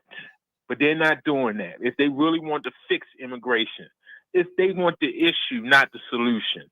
And then the second thing is, he talks about the Biden and the Democrats mismanaging and they'll never be back in power. They said the same thing after Reagan, who won 50 states. Democrats will never get back in power. Within 6 years, you had Bill Clinton, who had an 8-year term. Right. That means what he said means nothing. You look across the country, Democrats are winning statewide and special elections all over the place. Yeah. Mayor races where they haven't had a Democrat in 50 years, they're outperforming. And if you want to talk about mismanaging something, hey, has David ever heard of a thing called COVID and 400,000 Americans died under Trump's watch because he told people to stick UV light up their butt and inject bleach? Can I ask you a question, if I don't mind? Yeah. Are you an African-American man, if you don't mind me asking? Yeah. Okay. Yeah, when a white Trump supporter calls into the show and they're trying to quote somebody who is an extremely educated lady, who is our former press secretary, and doesn't know her name and says, "That black lady," what is the first thing that enters your mind? And do you think I am wrong to assume that that person probably has racist tendencies? Yeah, it's hidden racism. His lips are dripping. He wanted to say that N woman up there. It's racist. First of all, he could have said the African American lady. And could have said that. Could have said that. Well, let me tell you something. Yeah. If he said African American, I would have had no problem with that. It was the tone and the way he said it. And then when he didn't know Jen Psaki's name, who happens to be white, notice how he didn't call her that white woman. You notice that? Notice how he didn't say that. And Biden only had two press secretaries. Karine Jean-Pierre. Yeah. Notice how he said, I'm so glad you brought that up, because he said that Biden had 5 press secretaries. Okay. That's not true. That's not true. He got that mixed up with Trump. Yeah. That's not true. I'm sorry, bro. Yeah. No, it's not true. He got that mixed up with Trump. Trump had Sean Spicer, the blonde lady. Oh boy, her name is escaping me. You know what I'm talking about. Katie, something. Yeah. So you're talking about, Katie McEnany. Katie McEnany. Yeah, I think I'm pronouncing her name right. Yeah. Yeah. He had Lurch, aka the governor of Arkansas, the female Lurch. He had, well, somehow when these MAGA callers call into the show, they just get exposed every time. And when I say exposed, I'm not talking about what Lauren Boebert's ex-husband did at a bowling alley, not that type of exposure. But in all seriousness, when somebody, they always go to immigration because they don't want brown people in this country. And the Trump administration has just been embarrassed again, because they have been saying for months that Garcia would never see U.S. soil ever again. Now, all of a sudden, the DHS has declined custody of him. Why is that? What is going on? And what has happened in the investigation that has changed over the course of the last several months? I find it very, very interesting. I think, Brian, I would say this. I think they are distracting us, the electorate, from how they're trying to do the biggest reverse Robin Hood move in this country's history with this bill that they're trying to pass. So they're throwing all kinds of stuff at the wall. For a minute yesterday, I thought that Elon and the Trump thing was all part of some type of ruse until he went there with Epstein. Yeah. And I knew that was like the red line, like, oh, whoa. Don't you find it also, you know, and by the way, it's great to hear from you, and I appreciate your call. Don't you find it also interesting that when a MAGA caller calls into this show, and they actually believe Elon Musk, that Trump was all over the Epstein files, they still support him? What does that say about these people? When you're saying that, yeah, he might have done some horrible things to children, but I'm still going to support him because I don't like the black lady. I mean, think about that for a moment. These people are sick. They're cultists. 702-221-7283, the number to call. Let's go to Demetrius. Demetrius is next up on PTL. Hello, Demetrius. Hey, good afternoon again, Brian. Hey. Yeah, I wanted to piggyback on what your first caller. I'm an African American, I'm a black man also.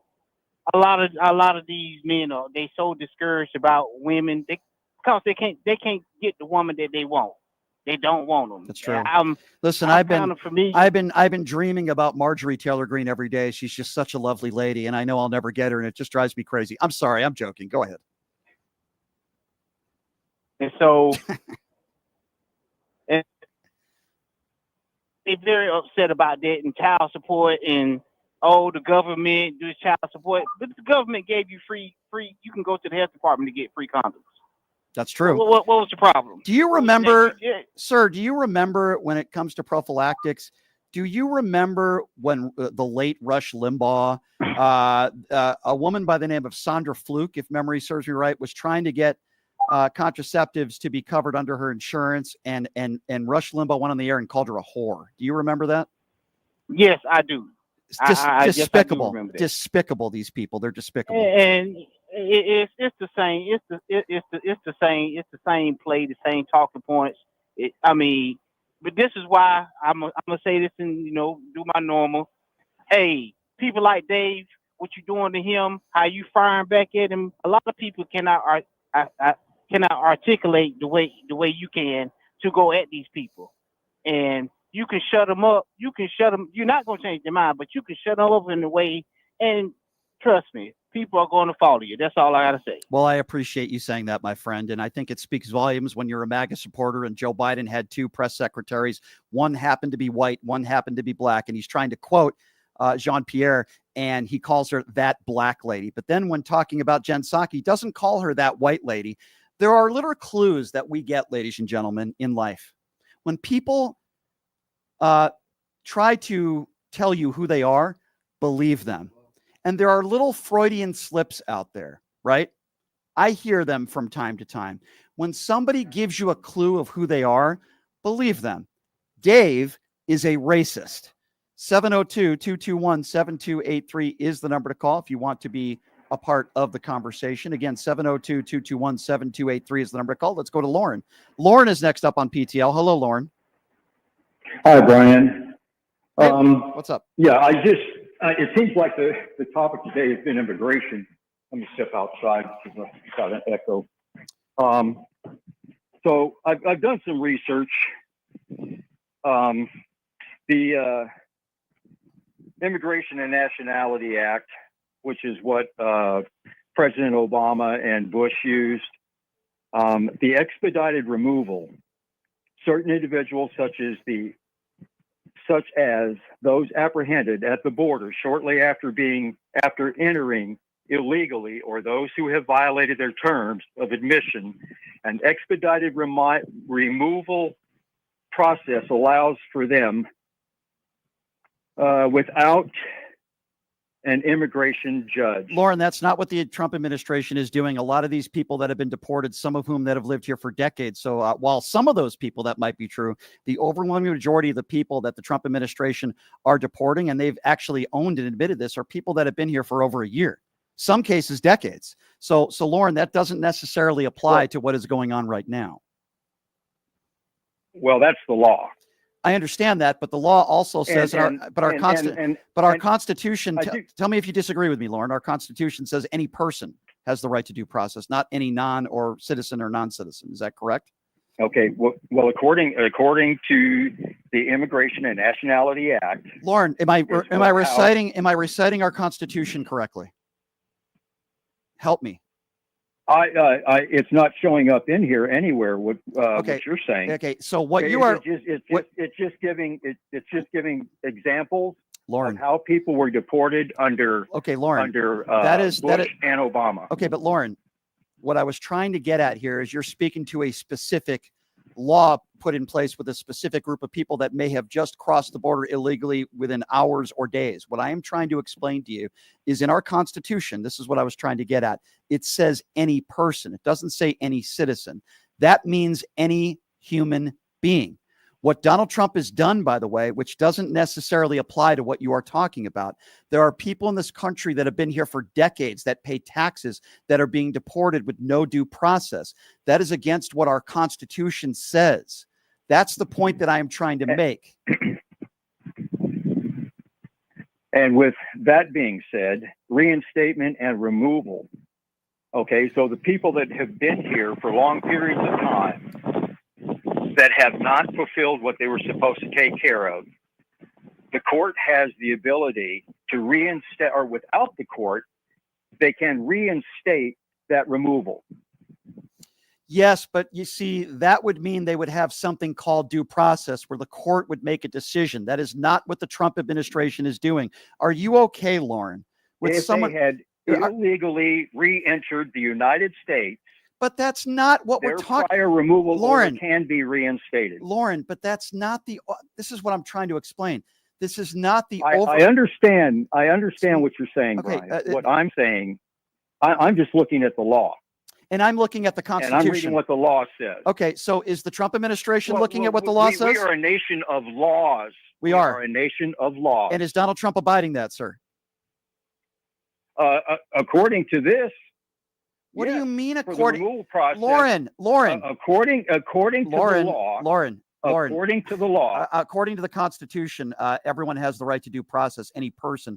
Lauren, Donald Trump has defied the Supreme Court. We'll just have to agree to disagree on that one. Well, what do you mean? Wait, hold on. Hold on. We're either a nation of laws. What? We are either a nation of laws or we're not a nation of laws. So answer my question. I'm reading you I'm reading you how Obama and how President Obama and President Bush. You're reading a specific statute that applies to only a certain group of people who had literally, just passed across the border illegally within hours or days. That's not what we're talking about. That's not true, Brian. Then give me the time frame on what this law said. I just did. No, you didn't. You said had just crossed the border. I'm reading it word for word. Is it within a week? Is it within a month? Is it within a week? They still get processed, by the way. Are you aware of that? They can be, if there was an order in place and they were picked up again, and that order, in other words, Lauren, we're getting in the weeds. We're getting into the weeds. Lauren, let me ask you. Okay, well, let me ask you a question. Let me ask you a question, Lauren. Is the Constitution the law of the land? Yes or no? The Constitution is what we live by. Is the Constitution I'm reading you what the law I'm asking you a very specific question, yes or no. President Obama did to get rid of is the Constitution the law? You're not answering my question. Is the Constitution the law of the land? Yes or no? I'm reading what President Obama Why did. Won't you answer? Forget about that for a moment. I need you to forget about the past I'm for a moment. not in the weeds. I am not in the Then why won't you answer? I'm talking about then why the won't law. you? Then why won't you answer my question? I'll ask it for a third time. Is the Constitution the law of the land? I told you that the Constitution is what we live by, Brian. So is Donald Trump living by the Constitution? So let's go by that. Is Donald Trump living by the Constitution? Yes or no? He's living by the law according to this. Didn't ask you. I'm asking you. Okay, let's focus. Is Donald Trump living by the Constitution? No, let's not go there. I am very. No, we are going to go there. We are going to go there. It's a very specific question. Brian, let me give you an example. Lauren, you can give me an example after you answer my question, and I'll happily continue the conversation with you. But you're not answering my questions, and you're dodging them. Is Donald Trump living by our Constitution? Yes or no? And then you can answer your question. It's got nothing to do with the law. Why won't you answer my question? I'm now asking it for a fifth time, and I think there's a reason why you're not answering it. But I'll ask it again. No, you didn't. No, you didn't. It's a yes or no. Is Donald Trump living by our Constitution? Yes or no?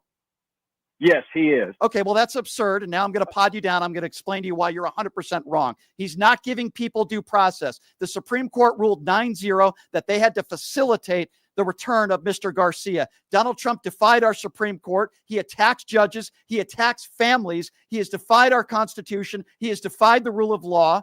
He has done it time and time again. And for you to say that Donald Trump is living by our Constitution, by the way, the only president in American history who still has yet to concede an election, a la January 6th taking place, for you to say that Donald Trump has lived up to and upholded our Constitution when every single time they don't like a law and every single time they don't like something or they tried to change the words in the Constitution, they say, oh no, well, that's unconstitutional. And for you to say they're upholding our Constitution is just amazing. It's so ridiculous to me. But go ahead. I'm not going to change your mind, obviously. Go ahead and ask your question.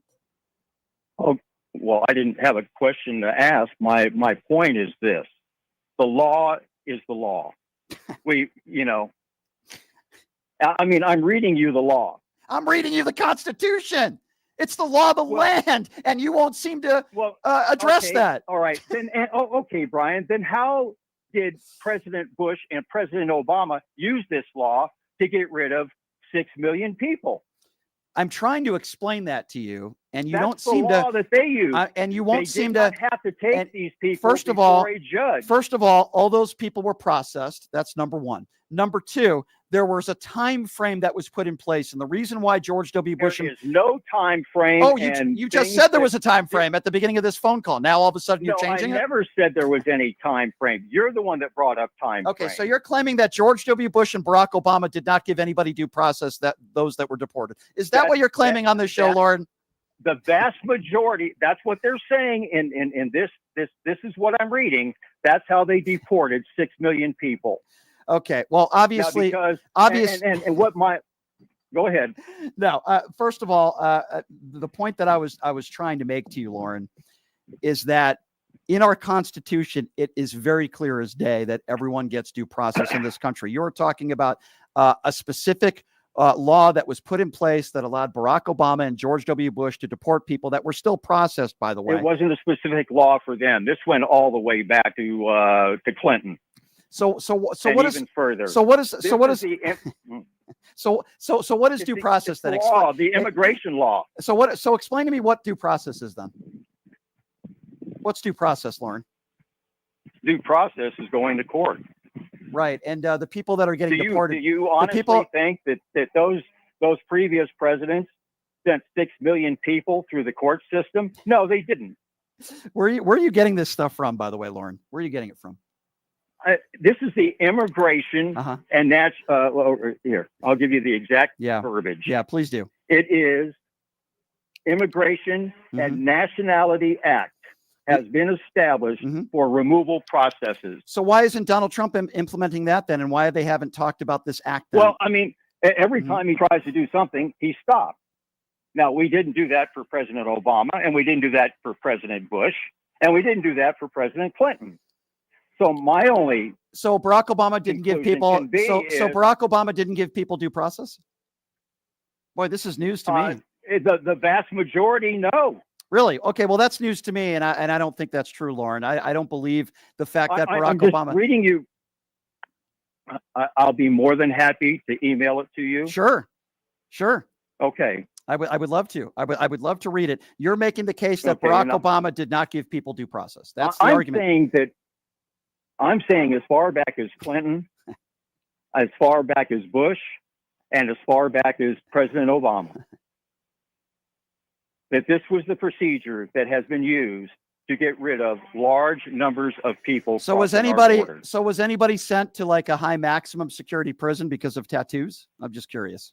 No, they didn't have that at that time. They didn't do that. Are you okay with Donald Trump doing that? Because you said he withholds the Constitution. You did say that in this phone call. I mean, I could give. Okay. How many illegals over the years? You're asking me a question. I'm asking you a question first. Please don't answer my question with respect, Lauren. All right, you just said that Donald Trump has withheld our Constitution. I'm wondering where in the Constitution it says I didn't say anything about the Constitution. I'm saying about the immigration and nationality. You said that Donald Trump has withheld our Constitution. I asked you the question, and that's the way you answered it. So I didn't say he withheld the Constitution. Is he abiding by it? You said yes. You answered he is. Okay, so in our Constitution. Okay, so according to the act where you can deport somebody because you don't like their tattoos and send them to the highest maximum security prison in the world, or one of them, where does it say you're allowed to do that in the Constitution? It says you can do it in the Immigration Nationality Really? Act. Okay, so let me just get this right. It doesn't say tattoo. Let me It just says get this people right. entering If you're a the country nonviolent, illegally. if you're a nonviolent criminal and you happen to be in this country illegally, the president of the United States can send you to one of the highest maximum security prisons in the world. And you're saying the Constitution says that's okay. Illegally, okay, well, that's a and lie. where they're Lauren, sending you? Yes.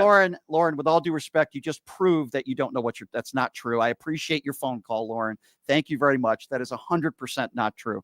You are saying that it is totally okay and legal for people in this country, legal or not, to be deported and sent to one of the highest maximum security prisons in the world, and that our Constitution and our laws say that that is totally okay. Lauren, you just proved you don't know what you're talking about with respect. I appreciate your call. That is not true. 702-221-7283 is the number to call. Let's go to Julie. Julie's next on PTL. What's up, Julie? Hi, Julie. That guy just completely took my focus. What I was going to say was that I can't believe what I just heard. Elon Musk. I can't believe what I just heard from that guy, Julie. He thinks that in our Constitution, it's okay to deport people and send them to one of the highest maximum security prisons in the world if they're nonviolent criminals. I cannot believe it. I mean, you can believe it with these people. I've gotten used to hearing this from these people. I know it's bad to say, but I've gotten used to hearing it from those idiots. But yeah, I saw this coming with Elon Musk and Trump. I knew it was about time. By the way, when it comes to immigration law, you have to abide by our Constitution and what it says in our Constitution. So for anybody out there that wants to call in and say, well, look at this law that Obama used, they didn't break our Constitution, which is what Donald Trump is doing as we speak. Julie, did we lose you? No, I'm here. Okay, go ahead. Yep. I didn't want to interrupt you. Yep. Go ahead, Julie. But yeah, what he said was completely wrong. Like, you have to follow the Constitution. You can't just pick and choose what law you want to freaking follow. That makes no freaking sense. Yeah. Okay. We got to watch your language, Julie, but I appreciate your call. Thank you so much for the phone call. Thank you for the call, Julie. 702. My producer said that you said frickin'. So that's totally okay, Julie. You still there? You're good, Julie. You're good. Hey, Julie, I hope you have a great weekend. Okay. You too. All right. You take care. 702-221-7283 is the number to call. Let's go to Wayne. Wayne is next on PTL. What's up, Wayne? Hey, Brian. Happy Friday. Happy Friday, Wayne. What's going on? I am a center-left Democrat in a vast sea of MAGAs around me. I'm retired, and I golf, and I bowl in bowling leagues. And the first thing when politics come up is immigration. Oh, they're pouring across the board. I keep my mouth shut because I'm vastly outnumbered. But you don't understand the numbers. There's so many people that think they're just pouring across the border, killing our citizens, raping our women. I just can't. The first thing is immigration. And I think if the Democrats want to win national office again, Senate, they have to appear and show tougher immigration policies. I'm just telling you what I just Barack Obama did not do what Donald Trump is doing in this country right now. And for anybody to make that sort of correlation that somehow Obama didn't give people the right to due process is absurd. And the guy who just called in just made the case that it's totally okay with people to be deported without due process and sent to an El Salvador prison, which is absurd. That's not what it says in our Constitution. It says any person has the right to due process. It doesn't say any citizen. And Lauren, sadly, does not know what he's talking about. But you don't understand. And everyone says, get them out, deport them, get them out. The numbers are overwhelming. That's all I wanted to contribute today. Well, I appreciate your call, my friend. Thank you so much. Let's go to Stacy. Stacy's next up on PTL. What's up, Stacy? Hey, Brian. Listen, I don't want to call you out on this and make you feel bad, but Obama did deport people without due process. Right, and but there was time. Right. No, I understand. Yep. I understand what this law was, but there were time constraints involved in that law. Right. He fast tracked and streamlined removal. Right. And I just want to say the difference is he did not send them to a prison in a foreign country. that they weren't even affiliated with. And there were time constraints. Correct me if I'm wrong, but he wasn't doing this to people that were in this country for decades that were nonviolent criminals. Right. No, he definitely was not. And also, we have to remember that he, after 9/11, there was a lot of change going on.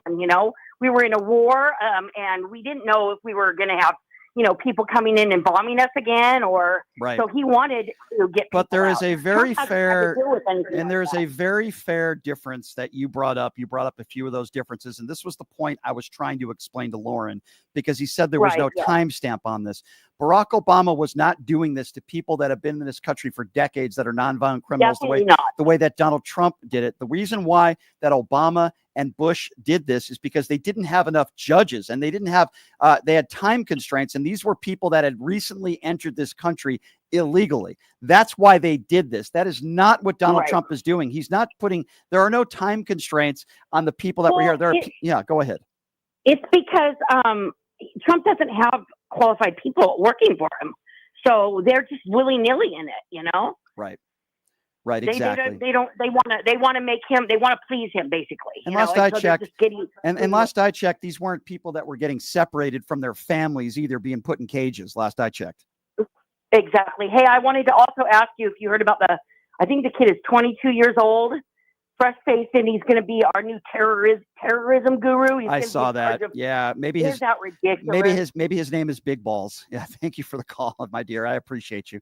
I was trying to explain to Lauren the difference between what Donald Trump is doing today in sending people with no due process, some people that have been here for decades, by the way, to an El Salvador prison, and what Barack Obama and George W. Bush did. And there were time constraints involved. The agents were not going after people that were in this country for decades that are nonviolent criminals. One has nothing to do with the other. It's comparing apples to oranges. I was trying to explain that to Lauren, but he just wasn't getting what I was saying. All right, let's go to Connie.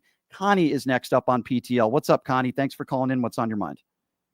Hi, Brian. I had 2 points that I wanted to bring up. One, the gentleman that they're bringing back from El Salvador, they refused to bring him back, but now they're bringing him back. The fact is they've probably found or paid some woman or some other person to say that he did something so they can take him to court, find him guilty, and send him back. Yeah, so it's an interesting point that you just brought up, and I really didn't think about that. Here's what we know. Mr. Garcia has never been convicted of a crime in his life. He's never received due process. Number two, his own wife wanted him to come back here, and the family has hired an attorney. Number three, the Supreme Court ruled 9-0 that Donald Trump had to help, quote, facilitate is the word they used, the return of Mr. Garcia. So very well might be right on this. But even if that is the case and somebody is being paid off, he's going to have his day in court to be able to defend himself, and we'll have to see where the cards fall. Right. My second point is I read today that the state of Florida is after Pam Bondi. They're after Bondi for her law license. They said she's doing so many illegal things that the state of Florida wants to deny her law license. Well, that could happen. I don't know, but I know that they're claiming that Mr. Garcia is being charged with human trafficking. He will have the right to defend himself in a court of law, and I think that's what's most important about this. Thank you for the call, my dear. I do appreciate you. 702-221-7283, the number to call. Let's go to Mark. Mark's calling out of Las Vegas, my locals. I love them. Mark, what's going on, man? Thanks for calling in. Hey, Brian. Happy Friday to you. Happy Friday. How many drinks is it going to take for you to get over Lauren? Yeah, quite a few. Yeah. Quite a few. Yeah. A couple of things for you. Okay, when you refer to the Constitution, I don't think these idiots on the right quite get one word that you need to add. It's the supreme law of the land. It overrides all of the other laws. And that's why we have courts that adjudicate up to the Supreme Court the constitutionality of a law. Mm-hmm. So, hey, Lauren out there, you might want to learn something about how our government actually works. Mm-hmm. You know? The other thing I want to mention really quick is Glenn Kirshner, really good, formerly worked for the DOJ, said the other day that the Trump administration has lost 96% of the time that they've gone to court. So they're bringing back this gentleman who was not in, by the way, I wouldn't use the term maximum security prison. I would use the term concentration camp. We all saw the photos. They were crowded in there together, the way they like human cattle. So let's be clear what's happening down there. That's not a nice, normal prison. They're being treated inhumanely as well. You know who else? Who else is claiming that they've been treated inhumane? I hate to bring this up, but it is some breaking news. Enrique Tarrio and some of these other January 6th Sixers that were prosecuted are now suing the DOJ, claiming that they were prosecuted unfairly. It's just ridiculous. Oh, geez. It's just ridiculous. They had this thing called due process, Brian. Two people they had due process. They went through the courts. They had lawyers. There was a jury. Many of them actually just pled guilty outright. So Zach, two guys that have done this show, actually, Enrique Tarrio and Zach Rawl, they've both done this show. They're part of this lawsuit. I don't think they're going to win. Well, I hope not. They're human trash is what they are. Well, I don't. They're the ones that should be in El Salvador. I don't disagree with you, Mark. I really don't. I appreciate your call. Yeah, they got due process, and they were convicted. 702-221-7283, the number to call. Let's go to Larry. Larry is next up on PTL. Hey, Larry, what's going on, man? How you doing today? Good. What's on your mind? All righty. I actually have the Constitution book in front of me, and it's the 14th Amendment. All persons born or naturalized in the United States and subject to the jurisdiction thereof are citizens of the United States and of the state wherein they reside. No state shall make or enforce any law which shall abridge the privileges or immunities of citizens of the United States, nor shall any state deprive any person life, liberty, or property without due process of law. There you go. That is any person. Person is the key word. If they wanted to use the term citizen, they could have used that term citizen. They chose to use the term person, and that was not by accident. And somehow MAGA Republicans want to change the wording of our Constitution if it fits their narrative. Yeah, and I exactly. Well, the man at the top now, I mean, he basically, he shreds this book, this constitutional book. He just shreds it. He don't care about it at all. I mean, that's the point. That's the point that I was trying to make. Of the land. That's the point that I was trying to make. It's like these people, these MAGA Republicans, they want to quote the Constitution and talk about how important the Constitution is, which, by the way, it is. But then when their dear leader, Orange Man, decides to rip up parts of the Constitution, they make excuses for it. It's pathetic. Correct. Now, actually, where at the top it says Amendment 14, it says proposed 1866. Ratified 1868. This is not a new amendment. It's not something that's only been around 10 years. It's been around a long time. Yeah, but so it's not. Callers want to call in though, and I'm glad you cleared that up for me, my friend. And callers want, MAGA callers want to call in and say, well, Obama did this. Well, George W. Bush did this. The bottom line here is that Donald Trump has no respect for the rule of law, and certainly no respect for our own Constitution, which he violates on a daily basis. 702-221-7283. Let's go to Alan. Alan is next up on PTL. Hey, Alan, what's going on? Hey, how you doing, Brian? Good. I'm from North Las Vegas, so I'm local too. Sounds good, my friend. Thanks for calling in. What's on your mind, Alan? The thing about polling, now, you need to know the context, which would be what question was asked when a poll was taken. If somebody says, do you approve of Trump? And it only comes back 40%, then flip that. It's 60% say no. Now, as far as the Democrats go, what was asked? Do you approve of what Democrats are doing? I voted Democrat. No, I don't approve because they're not doing enough. Right. So it's such hard a good point. Such a good point. When somebody makes a blatant statement and they say, well, only 25% of the country give Democrats a positive. What's the context of the poll? How many people were polled? What was the question that was asked? Here's what I will tell you. In a Fox News poll and a CNN poll, 100 days in office, they were asked, What is your do you approve of Donald Trump? Yes or no? 39% approval rating, which is the lowest approval rating in 70 years. But MAGA Republicans don't want to talk about that. They want to go to some generic poll with no context of what was asked, which is what you're speaking of. And the point is very well taken. And again, they give no context to what the poll is, what was asked. Exactly. Yeah.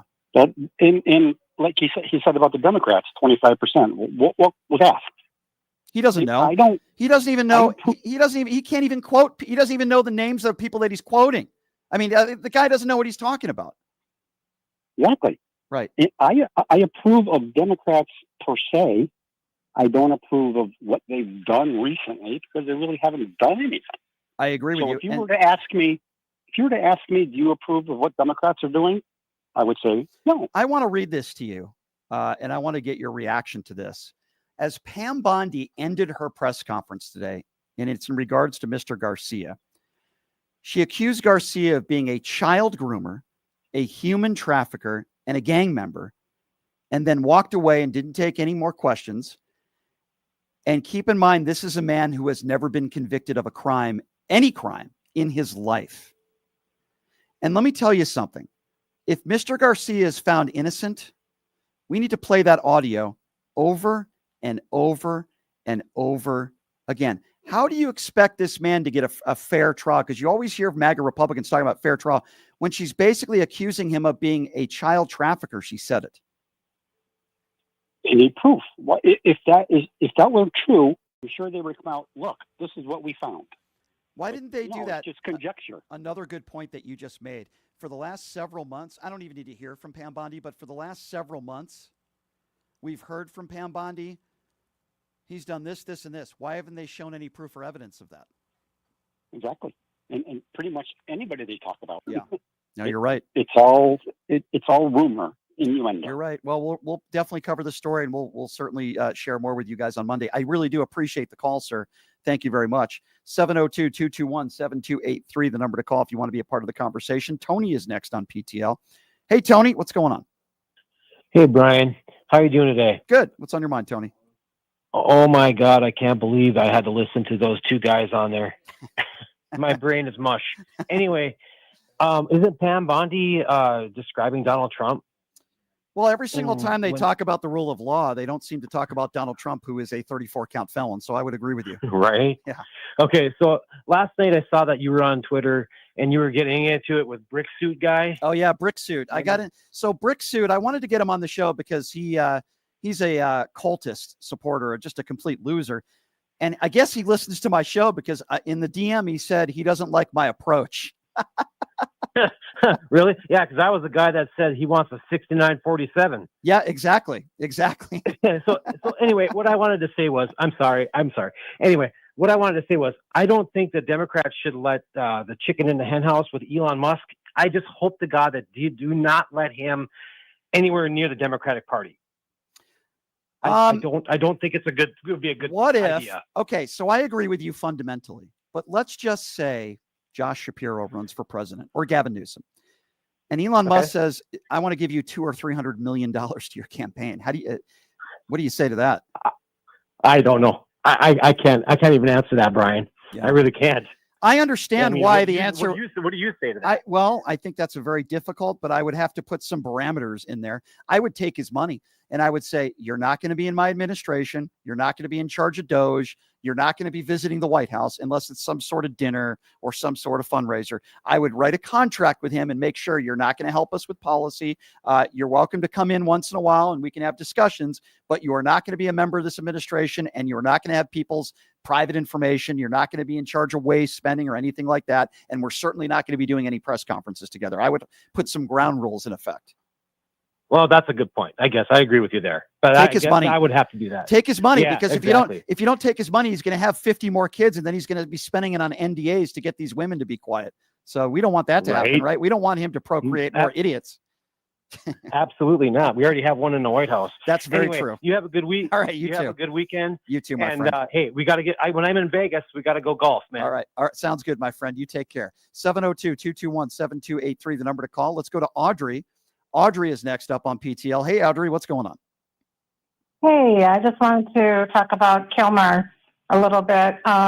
watching MSNBC at the same time I'm listening to you and hearing yeah, he's back, but yeah, they've found a way to charge him criminally from some offense that happened in 2022. Yeah. Where he was human trafficking, bringing some 8 illegals in his car, stopped in Tennessee, I think. Yeah. And they let him go. No ticket, nothing. Interesting how interesting how they let him go, and they're trying to make it like he's some sort of child molester or something.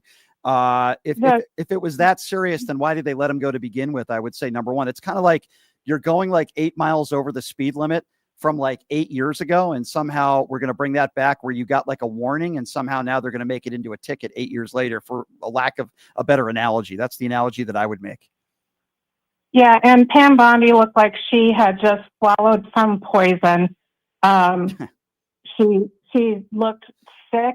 I hate to say that, but maybe this was beyond what she signed up for. Forgive me. I don't like her at all. I don't like her at all. Neither do I. Forgive me for saying this, but maybe she did swallow some poison, and maybe she was just in the Oval Office. And I'll leave that. I'll let you use your imagination on that one. Yeah, I feel really bad for Kilmer because he's back, but they are going to make sure he pays. Absolutely. For all of this, and it's really a tragedy. It is a tragedy, and you're right. You're right. It's a tragedy for his family. It is. It's horrible. I am with you, and I'm glad you pointed that out. I do want to go to the YouTube Super Chat real quickly, if I may, because we've had some people making some comments on the YouTube Super Chat, and I certainly want to go to that. And by the way, you could also check out the website, pushingthelimits.live, where you can make donations. We're an independently owned radio show. We rely on good people like yourselves to be making donations on pushingthelimits.live, whatever you can afford. We appreciate. We also sell T-shirts, hats, beanies, you name it. We sell it on there as well.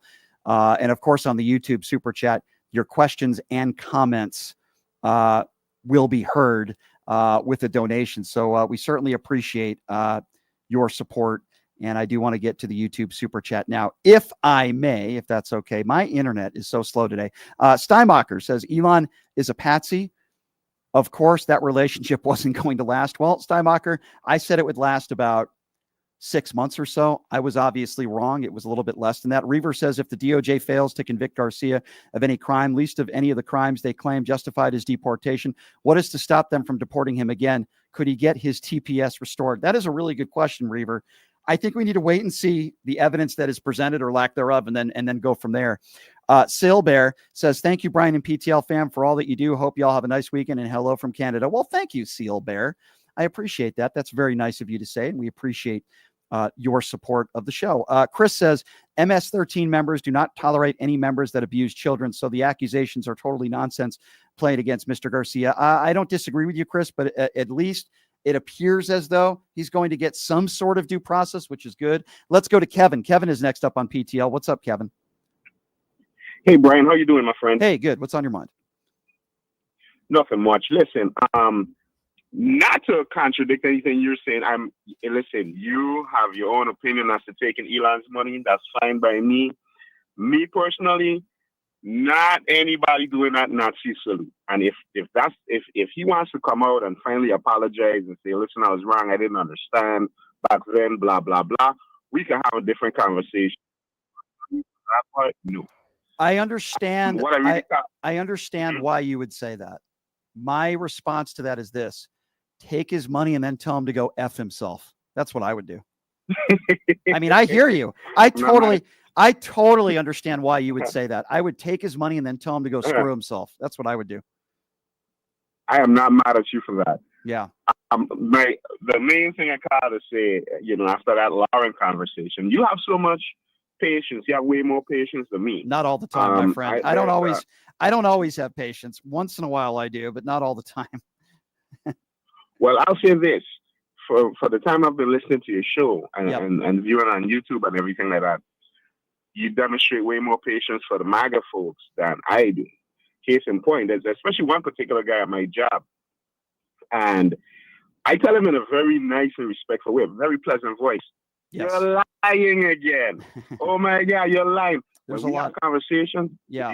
If you could call it conversation, I usually tell him, if he asks me something, I have the proof for that, but you're not going to read, so why give it to you? I have to deal with this. Again, things like that, those terms. The conversation that you've had, the conversation that you've had with your friend, are conversations that I have with people every single day, sir. So I'm with you. Trust me, and I appreciate your phone call. All right, so Monday on the show, I like to call him the male version of Candace Owens.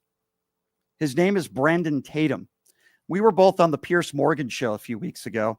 Brandon Tatum said that I had Trump derangement syndrome. I responded by saying he had Trump fellatio syndrome, but we didn't really have enough time to get into it and debate on Piers Morgan. He's agreed to come on my show on Monday.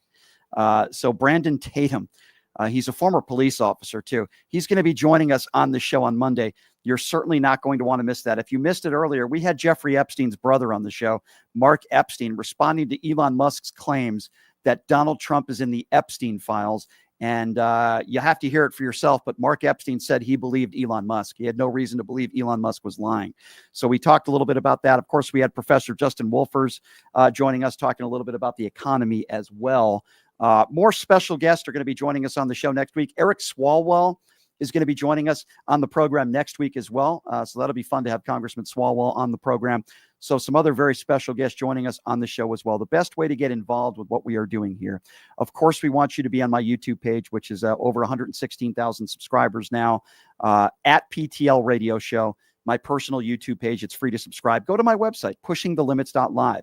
So if you go to pushingthelimits.live, we do sell merchandise up there, shirts, hats, beanies, you name it, we sell it. We're an independently owned radio show. So we rely on good people like you to help support what we do with monthly donations, whatever you can afford. We absolutely do appreciate. I don't know what my producer is telling me because I'm not very good at. So anyway, here's what we are going to do, ladies and gentlemen. We are going to take a weekend break. And when we come back on Monday, Brandon Tatum to start the show. Oh my goodness, that is going to be epic. I know it'll be epic. We're going to try to get some of those Proud Boy members on the show next week as well, because apparently some of them are suing the DOJ. So we'll try to get them on the show as well. But Brandon Tatum will be joining us on Monday. Hey, I love you guys. Thanks so much for joining us, PTL Nation. We're proud of what we've got here, and we have you to thank for that. We will see you on Monday, same time, same place. Have a great weekend, everybody. Hey, everybody. Are you struggling to find a pizza place that reminds you of Brooklyn? That true blue New York style pie? Well, worry no more. Stallone's Italian Eatery Pizza is a knockout. We're located at 467 East Silverado Ranch Boulevard, just